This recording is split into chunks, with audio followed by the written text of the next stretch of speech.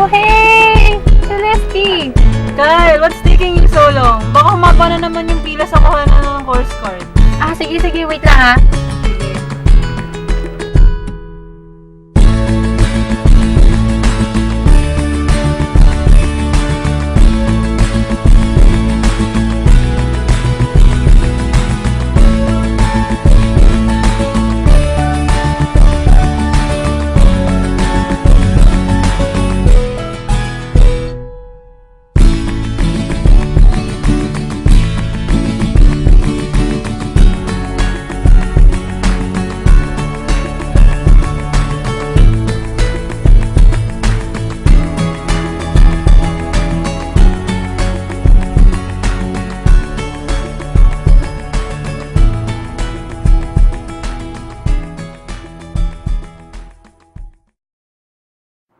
Uy, happy 4th anniversary sa inyo ni Luis. Grabe, I've seen you two fall in love since high school pa tayo. Thank you, Celeste. You've been a good friend to me. At saka alam ba, hindi na nga ako makapag-ipin na makita siya namin. Sabi niya, may surprise daw siya sa akin. Alam mo naman yun. Grabe, typical Luis. You're so happy for your best friend.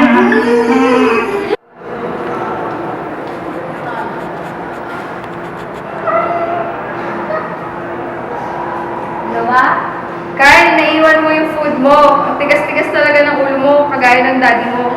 Sorry, ma.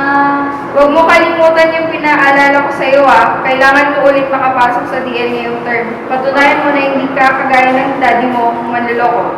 Na may maganda kang kinabukasan, hindi kagaya niya. Sige, ma po. Sige po. Thanks, ma. Hindi naman tayo, Ali. Sir. Hi, Kyle. Sinabi niya. Sir. Mababa grades mo eh. Hindi ko inaasahan na ganyan kababa ang grade mo. You were an A student last term. Dean semester ka pa naman. Sige po, sir. Bubutihin ko na lang. Thank you, sir. Thank you.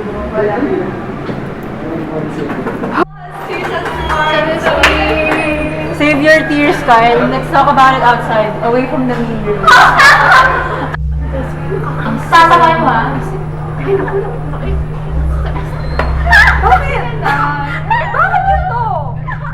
Yan ang ba ginawa kong mali? Kahit ganun sila, binubuli na ako. Nakakatanggap na ako ng hate messages sa Ask.fm. Hayaan mo na sila. They're not worth your time. Insecure lang sila sa'yo.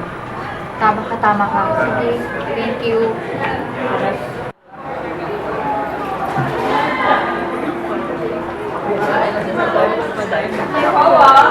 Ayaw ko. Gusto ka pa. T-shirt. Mara. Bakit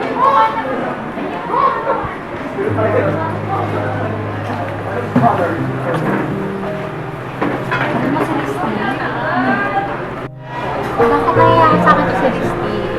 Sobrang bigat na ng pressure ko sa academics dahil yun nga, expectations ni mama. Tapos ngayon, kinukumpara pa ako ni mama kay daddy. Diba? Tapos na nga yung problema noon. Iniwan naman ni daddy yung babae niya kasi nga kami nga pinili niya. Tapos ngayon, ito na naman. Naiipit na ako. Hindi ko alam kung paano to i-explain kay mama.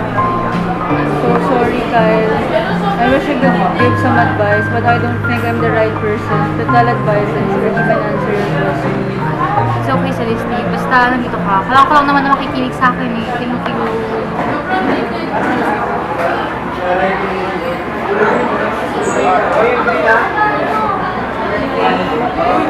Kyle, wait lang. May kailangan akong kunin. Sige. Gusto mo masama ako? Hindi na. Okay to. Kaya Okay lang. Hintayin mo ako babalik rin ako. Sige.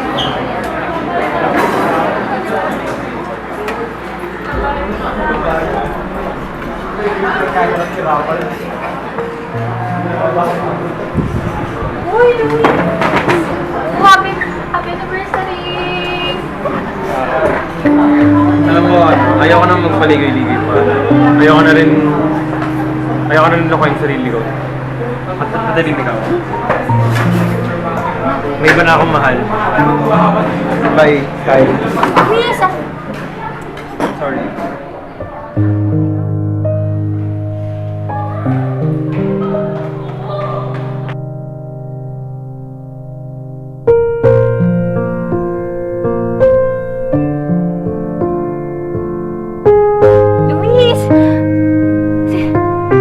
Celeste? Bakit? Bakit sila magkasama? Bakit ganito? Bakit ito nangyayari sa akin? Kahit kailan, hindi naman ako tumapak ng tao, di naman ako mag-isip ng masama sa iba. I live my whole life trusting in your plans. Is this how you want it to be? Ito ba gusto nyo para sa akin? Ito ba ang tatagong blessing? Di ko na kaya, okay? Ayoko na! Sleeping pills. Kalimutan ni Mami.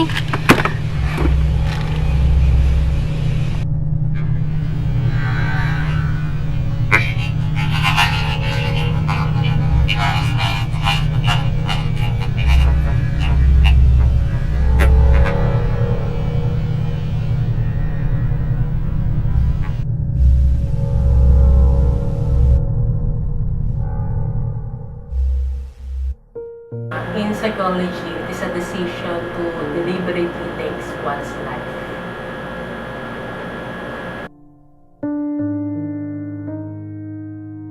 Well, based on my readings, it is not considered a mental illness, but a symptom to a severe depression, which is a consequence of mental disorder. Dr. Ronda of Makati Medical Center and CEPAM in Ateneo, the University in Manila. Many teenagers lack the capacity to express themselves. They lack the the language skills to express their emotions. So most of them, they resort to self-loathing, alienation, and then to an intense desire to do harm to themselves. Also, in a study by Dr. Ronda teenagers who killed themselves could be said to be one who embodied the family myth, or the ones who followed their parents' covert rules and wanted to fulfill their dreams. These are the laging sumusunod, the obedient ones. They cannot say no to their parents, yung sige po, yes daddy, yes mommy. But deep inside them, they have this feelings of ako na naman, o bakit ako na lang ng ako. Okay? Second, they were also considered as favorite or the ideal son or daughter. Galing-galing kasi honor student, top of the class, bringing medals, always have honors. Napaka-ideal, pero they have also personal issues. Third, for teenagers, they also serve as the confidants of their mother. This is according to the study of Cordova in 2003.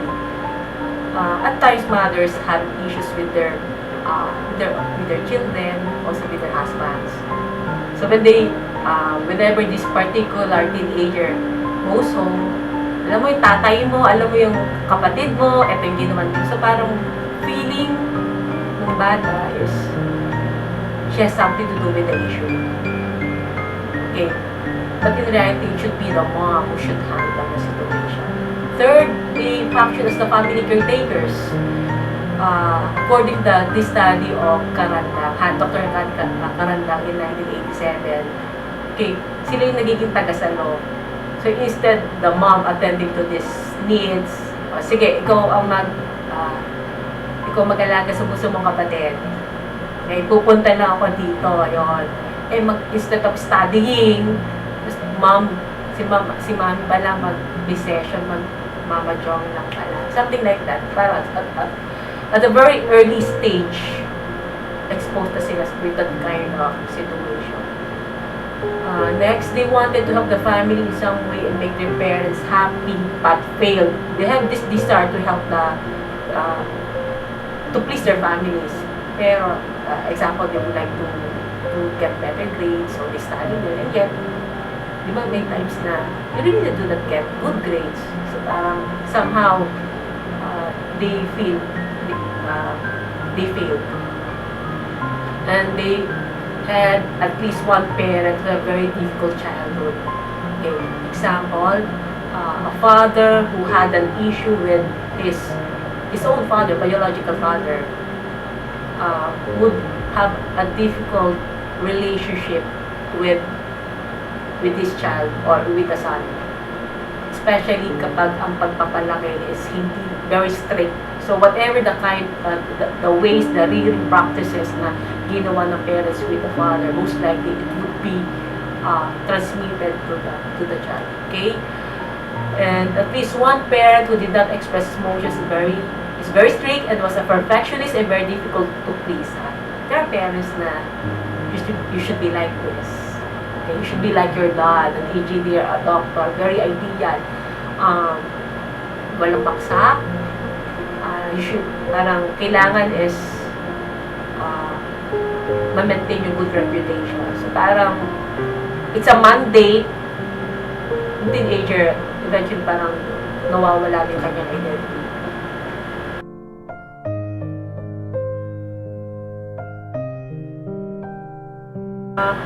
Personally, if you Google, maraming stages, but for me, it's more on the level. It will start with parang mild depression, moderate into severe depression. Actually, it starts with loneliness. Take note, loneliness is a step to suicide.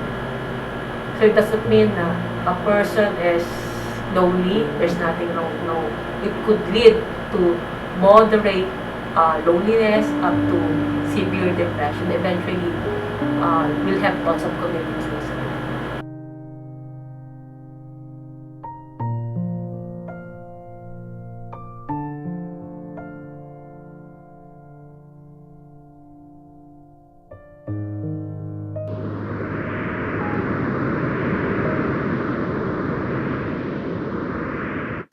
Life can be described as a roller coaster ride. There are a lot of ups and downs and unexpected turns. Roller coasters were designed to be exciting, and if we have positive mental health, life can be viewed in a better way. Positive mental health is about liking who you are and feeling good about yourself. It's also about feeling good about the world around us. It's about having good self-esteem and being optimistic about life. My name is Sarah, and I'm 19 years old. I had very negative thoughts and feelings about my life. I worried a lot about myself and what other people thought about me. I worried about anything and everything. I was negative towards others and was hurting the people who wanted to help me. I was using drugs to try to stabilize myself. However, they affected me so bad that I became so low that I couldn't get any lower. I was stuck, and I needed to do something about it. I had to trust the people who were caring for me. The first step I took to achieving positive mental health again was to value myself enough to accept help from the people around me. I had to learn to trust them. Some people may not need a professional, but the first step is still valuing yourself and doing something you like or are good at. This can help you to feel positive. Some things I do to make me feel positive are listening to music, painting, and going for walks, talking to friends, or going shopping. We all need to value ourselves and focus on what we're good at. Controlling a roller coaster of emotions is not easy. It takes time and practice. You deserve to feel positive, so try it. See if it works for you.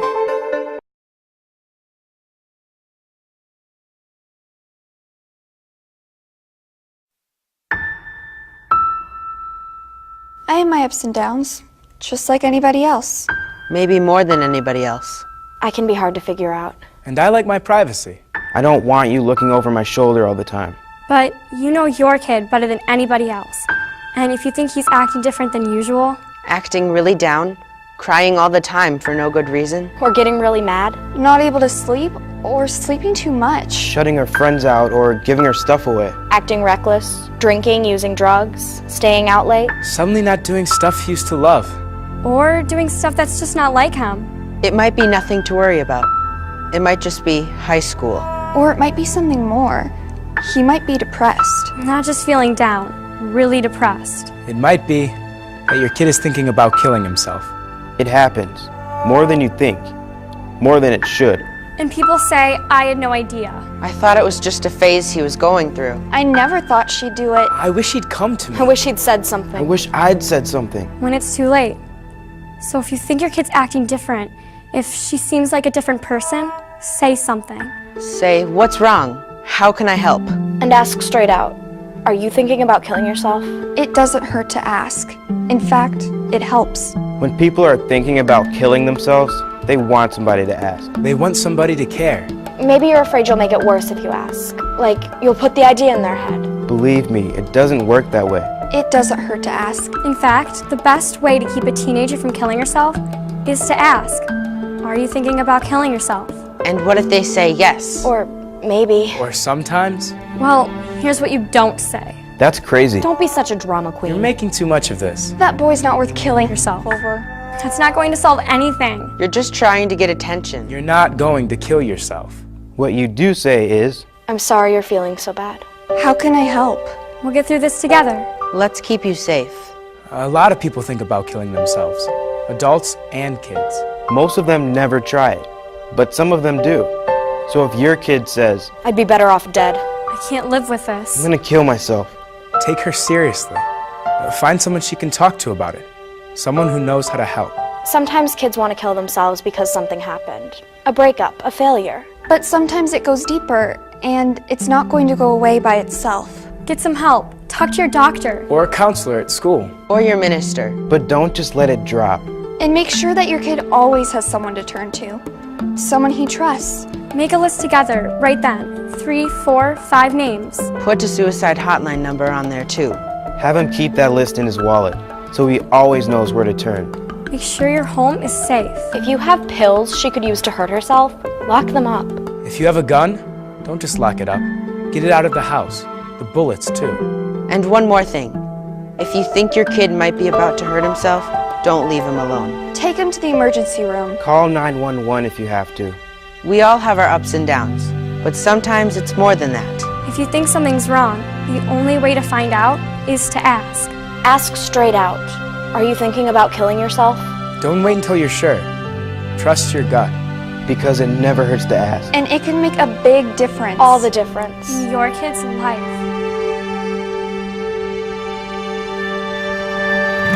I know what it feels like to seem so cold. One without the other, when you're lost in that hole. Don't think you're all alone. You have somewhere to go. This ain't a one-person show.